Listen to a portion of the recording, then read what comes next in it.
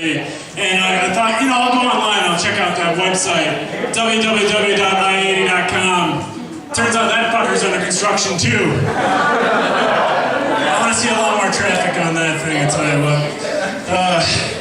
Stand-up comedy, this is the most fun you can have with clothes on. And I would know, because I take some pretty awesome showers. Speaking of being single, I'm single, but you know what? I am ready to mingle. I think I'm single because I say things like, I'm ready to mingle. Girls are always telling me the same thing, too. They're always like, Rob, we really like you. You're a good guy, but you're misinterpreting things. We just consider you a really good client. Well, she's a hell of a lawyer. Actually, I signed up for that Match.com, and that's a pretty cool website, I must admit, You can sign on there and you can create this profile and tell Match.com, all right, I want to meet girls within 5-10 miles of whatever, And so I thought, all right, well, I'm gonna go within 50 miles of Reno. And every once in a while, they send out this email with all these different matches on there, potential matches. And I was starting to get some from Reno, Sparks. All of a sudden, I got like Sacramento. I was like, okay, not really that close. Then I got one from England one day. Did I accidentally hit the within 6,000 miles button? What the fuck? With that punchline.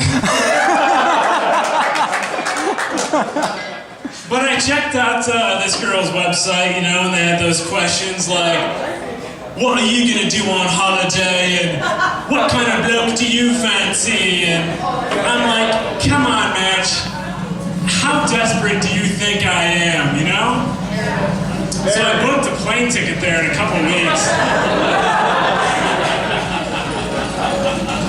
Who's drinking tonight?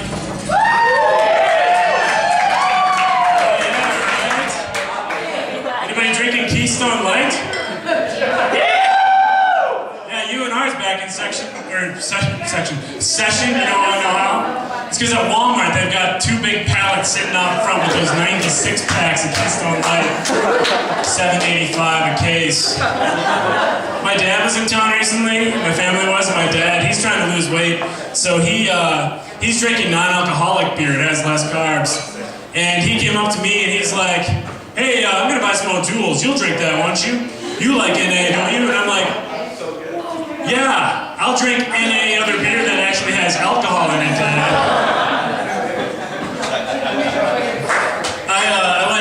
Before I came out here to Reno, I went golfing with my buddy one last time, and speaking of alcohol, I had a bag chock full of beer. That's all I had in it, And I thought, man, I'm gonna get shit-faced, play some golf, have a great time. Right when I was about to step foot on the golf course, a huge school bus of kids comes up, 40 kids, jumps off the bus, and I'm like, shit, I feel like a horrible person, I feel like a bad role model. These kids are gonna be so disappointed in me. I didn't have enough beer to go around for all of them there. But golf with beer is awesome, Have you guys tried this before?